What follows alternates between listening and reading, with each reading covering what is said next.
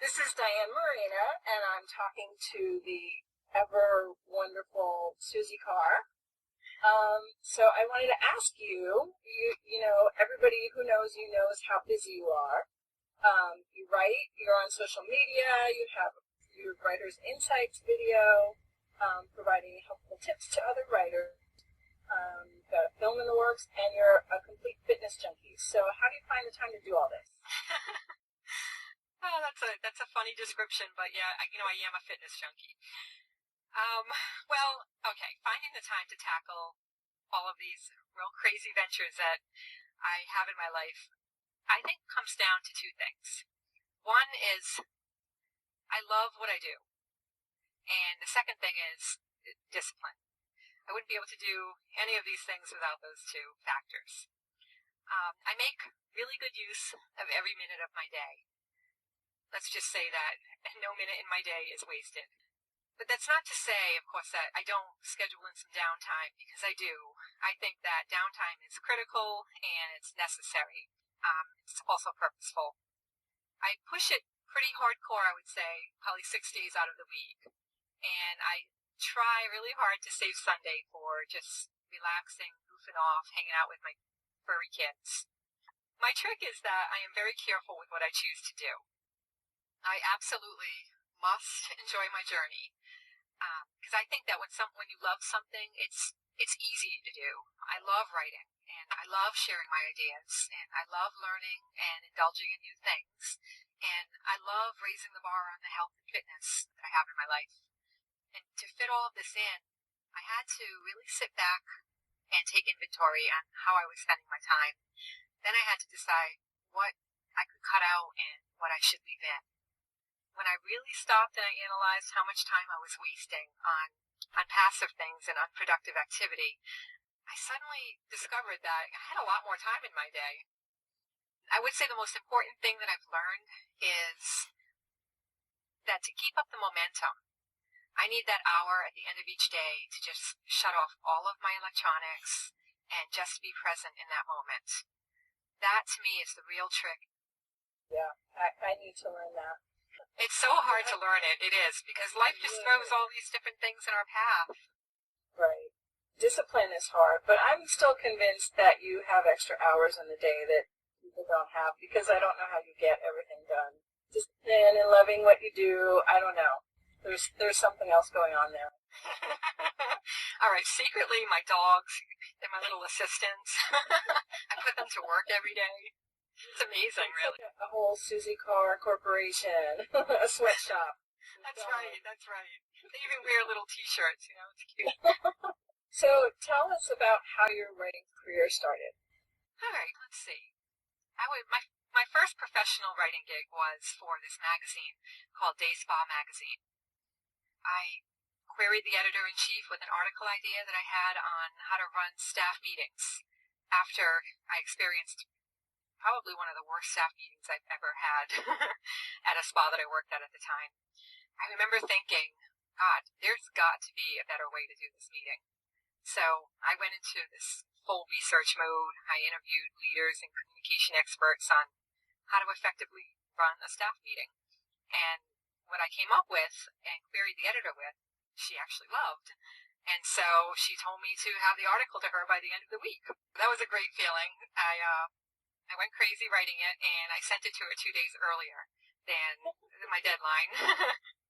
Within 30 minutes of sending this to her, she emailed me back and told me that she accepted the article and that it would run in the next issue. I can't tell you how excited I was when I got that email. My first acceptance, that was really, really cool. And then I received my first check as a writer for $300. I thought, God, you know what? I died and I went to heaven. So I took a picture of it, hung it on my wall for the longest time. Anyway, it was really cool to see that, and also to see my name in a byline. It was just a really cool feeling, and that was many years ago. Anyway, moving forward, I wrote many articles for similar type magazines in the spa industry after that. And then I eventually began writing for the Animal Advocates of Howard County, their website. I loved doing that, and that actually helped me land my first real writing job, which was in marketing. in that job, that's where my love for fiction took place. And the reason why is when I worked there, I wrote my first fictional piece. It was a weekly short story about an aunt and her niece in their Saturday craft time together. I based it loosely off of my relationship with my young niece at the time. And I was in love with fiction writing at this point. I couldn't get enough of it. Nothing compared. I knew that nothing else in this world after that would excite me as much as writing fiction. So my best friend at the time, who happens to be my editor now, encouraged me to write my first novel, The Fish Room. Here I am, 7 novels later, writing my 8th one, and I haven't been able to stop writing. Well, that's good. And it's so exciting to see your name out there, right? I mean, after all these years, Yeah. it's still, you know. It doesn't lose that magic. It really doesn't. Yeah. It's a lot of fun. So what's your favorite part about being a novelist? Well, let's see, my favorite part, I have to say, I really enjoy that feeling, that flutter that I get in the pit of my stomach when I sit down the computer, my laptop, and the words they just take on a shape of their own and they flow out of my fingers and onto the screen. I think it's a magical feeling, and I personally can't get enough of it. The most exciting part is when my characters take over my mind. It's a strange feeling, and it's unreal, actually. It feels surreal. They take me on some pretty awesome, euphoric rides, I have to say.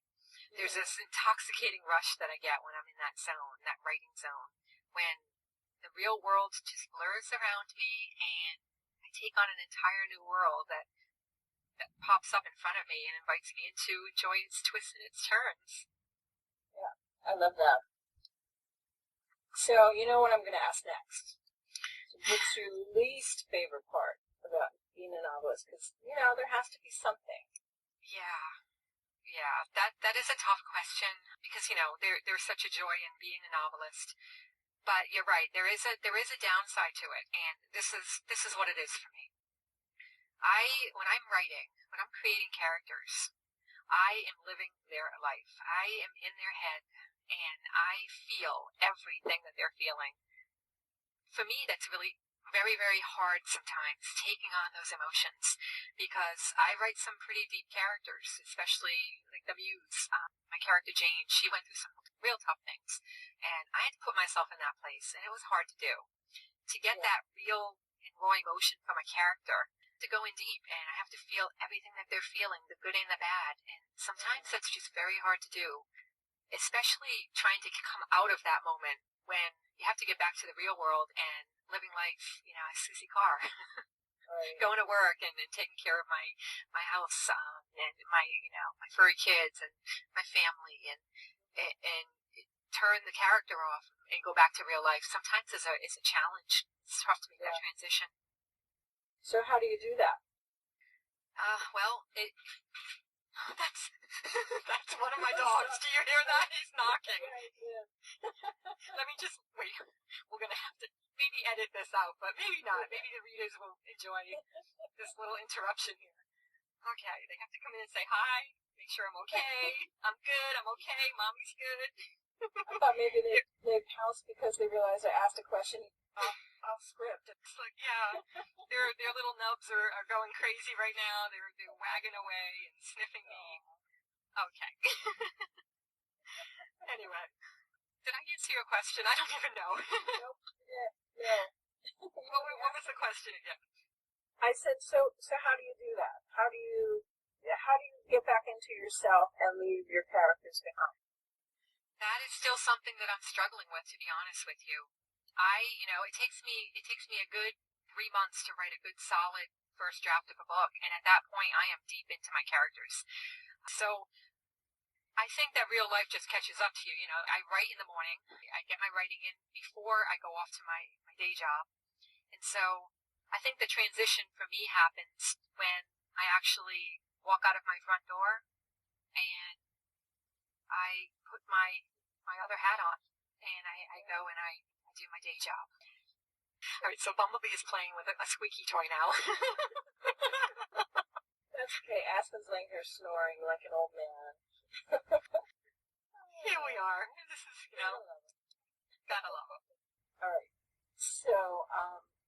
You are, when I think of you, I think of someone with a bubbly personality who's, always positive and always looking at the good part of life and trying to see the good in people and try to see the good side of things. So what puts you in a bad mood? What kind of takes you away from that, that bubbly Suzie that we all see? Well, a day without coffee would do it. That's first and foremost. If I don't have my cup of coffee, watch out! But in all seriousness, I would say, hands down, the thing that puts me in a bad mood is animal abuse. I just can't deal with it. I feel incredible sorrow and pain whenever I hear that an animal has been hurt at the hands of a monster. And yes, you know what? I refer to such abusers as monsters. That's what they are. It kills me to be sitting there and listening to the news and see some kind of an animal abuse happen. I have to turn the channel off. If I see pictures on Facebook of animals that have been abused, I have to close my eyes and scroll. I can't look at it. It tears me up. Yeah, I know exactly what you mean. I don't know if I've told you this before, but my doggie was found in a dumpster when she was a little baby. She was with the entire litter, and they were only the vet thinks that they were probably no older than 4 weeks old. And we think the reason that they were dumped was because this is going to sound silly, but we did DNA testing on her. Oh. She's a little Dalmatian girl, but we knew that she was mixed with something, so we wanted to find out what. And it turns out we got her entire history. She comes from a really long line of purebred Dalmatians, but Mama got out one night and with this little Samoyed because it ruined the lineage. The whole litter got dumped, and how's that? I just can't fathom it. I really can't. It just doesn't make any sense to me. Yeah. It's so sweet that you guys took her in. Yeah, she's the best thing that ever happened to us. That is sweet. Very sweet. As you know, I'm a gigantic animal advocate. I believe that animals just have a special place in this world, and they're little angels on this earth. They're just so sweet. I think that would be a nice segue to have you maybe talk a little bit about what organizations you donate some of your book proceeds to. Mm-hmm. Talk about that? Sure. The Hearts United for Animals is the one that I donate monthly to that. I take a portion of my proceeds and I donate it to them. They are a national no-kill animal sanctuary located out of Nebraska, and they are the sweetest people. And their organization, they just help so many animals. The stories that come off of that website just make my heart sing. I mean, really, they're just beautiful stories of these beautiful, beautiful animals being adopted and being fostered until they can be adopted. This organization just works really, really hard to make sure that animals have that dignity and that respect they deserve. I strongly believe in supporting them. I also donate to the No Hate campaign.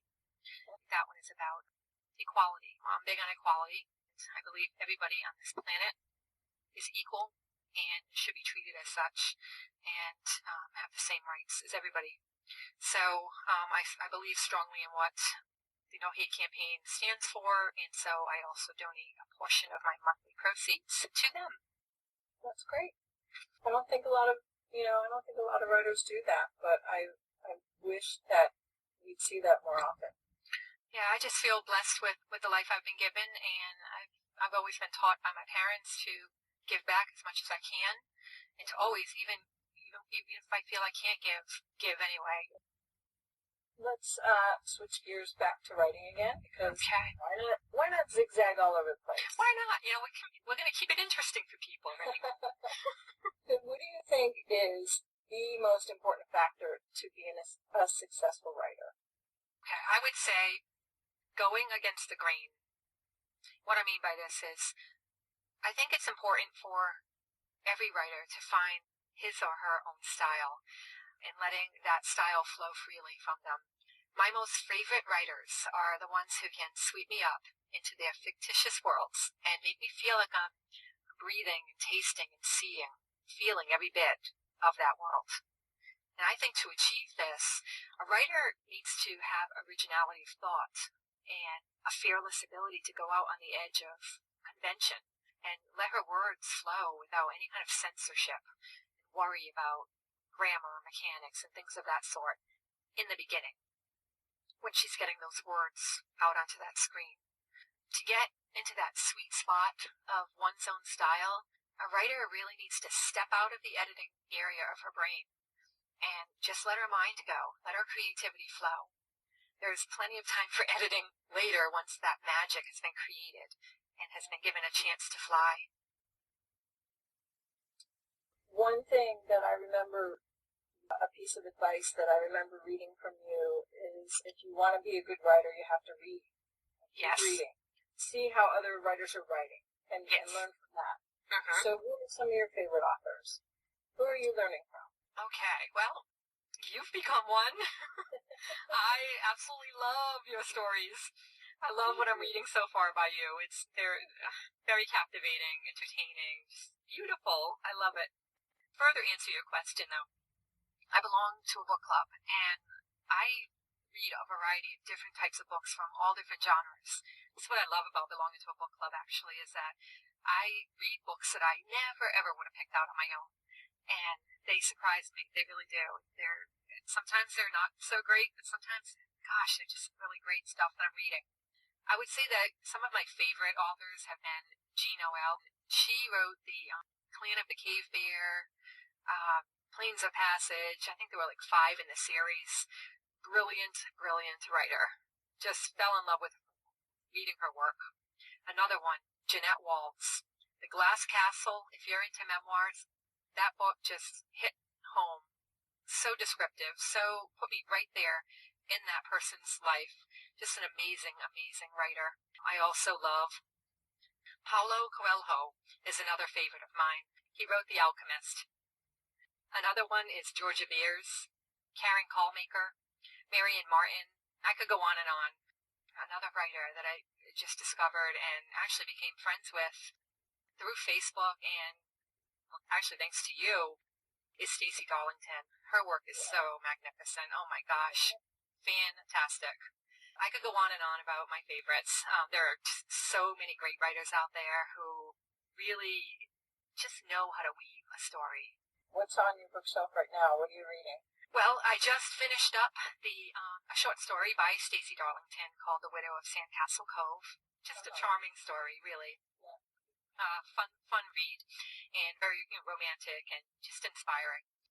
And right now I'm also reading An Infatuation by Jennifer Linden. Stacey's actually working on a very cool book right now that she let me read a little bit of, but wait till it comes out. I think you'll love it. She changed it up a little bit, but it's kind of gothic and it's sexy and fun, and you're gonna love it. Cool. I'm looking forward to it.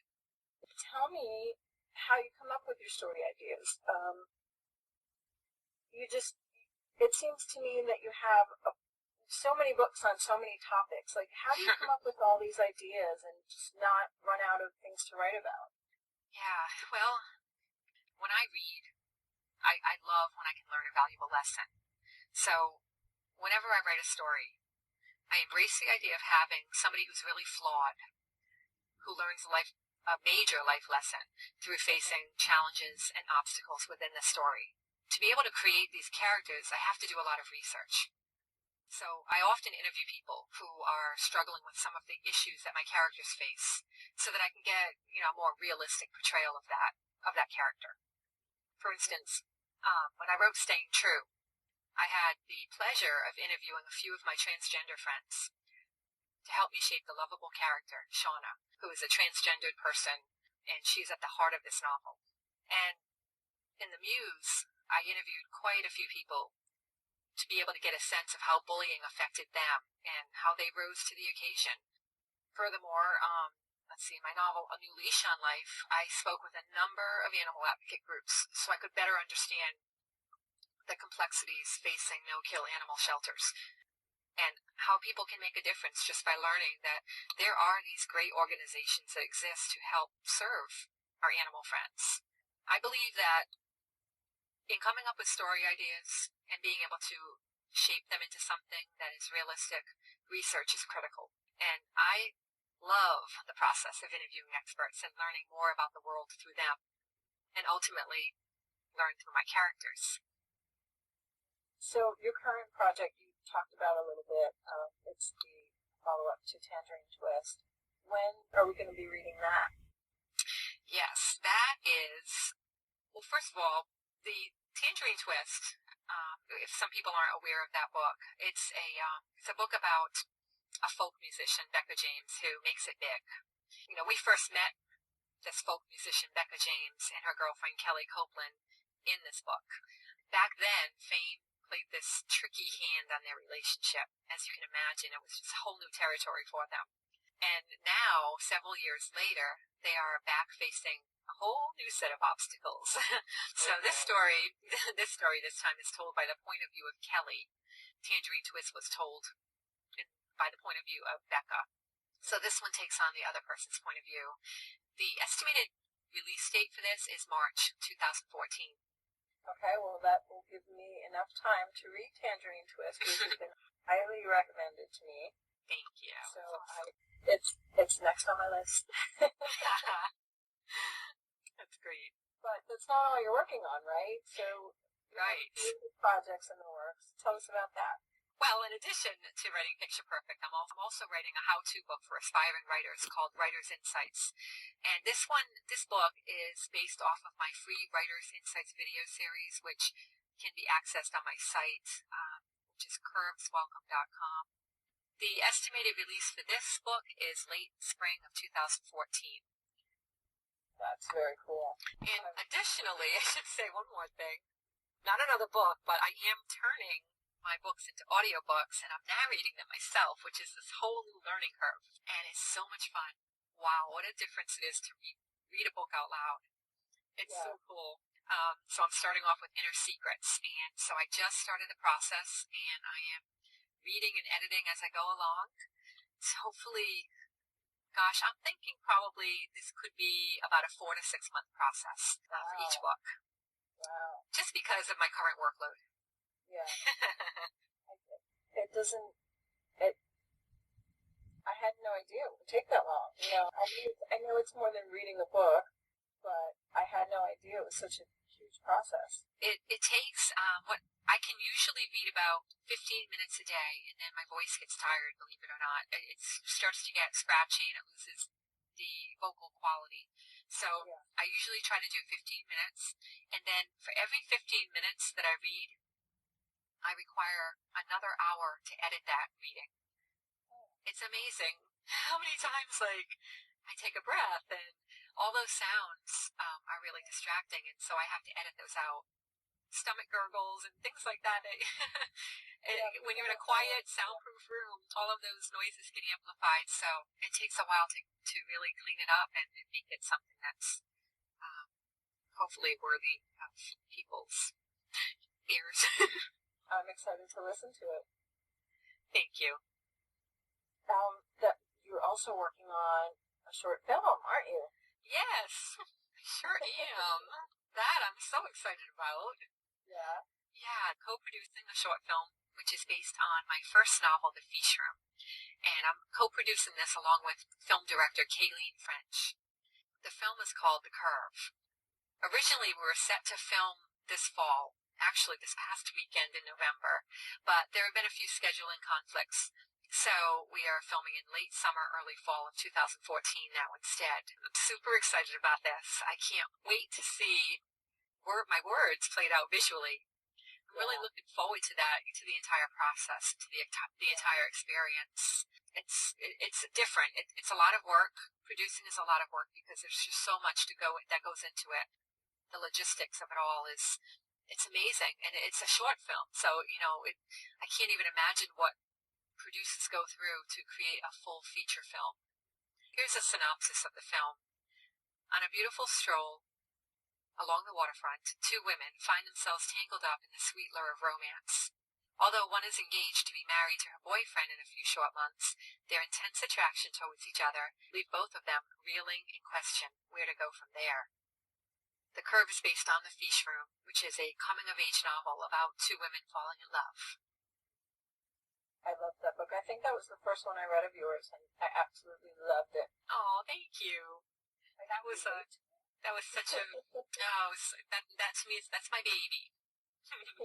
That is my baby. That book started it all, and oh yeah, nice memories of that book. Right? Mm-hmm.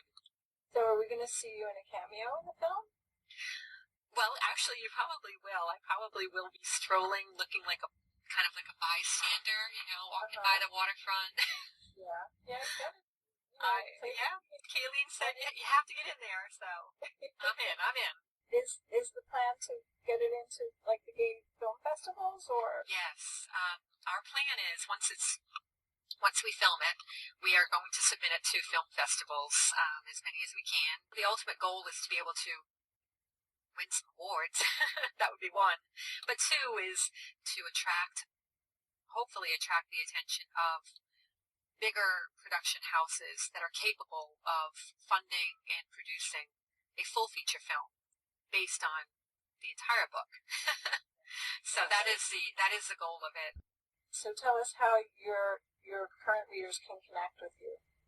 Well, I encourage people to connect with me on my website, which again is curveswelcome.com. From there, they can join the My Curves mailing list and keep updated on new blog postings and project releases and things of that sort, any kind of news that I might put out. And it's free. It's just, and I do not mail to this mailing list unless it's something that I feel would be of importance and relevant. They can also access all of my social networking platforms where I am very active, as you know, always on there. Twitter, Facebook, Google+, LinkedIn, all of those, Instagram. It's right. It's fun. It's fun. If people want to get to know Sunshine and Bumblebee, they have to get to know you first, right? Exactly. I know that's the ultimate goal is to get to know Sunshine and Bumblebee. Yeah. They're adorable, and I just love them so much. I do post quite a bit of photos of them. Fair warning to anybody who might go onto those sites. They're going to see a lot of pictures of my dogs. That's great. And for those who don't yet know, Suzie always has a Caption Friday. So, creative yet silly Facebook friends can add captions to funny photos of the dog. So that's always something to look forward to every week. I look forward to reading these captions. They are so funny. I mean, if anybody's looking for a good laugh, just go onto my fan page, which can be accessed through my website. Just go on my Facebook fan page and just read Friday captions. They're hysterical. They can be very silly, and sometimes they're very appropriate. Sometimes most times they are. All right, well, thanks for taking the time to talk with me, and, I look forward to reading more of your books and hearing more from you really soon. Thank you so much, Diane. I really appreciate it. This was so much fun sitting down talking with you. It's a blast. Thank you. Thank you.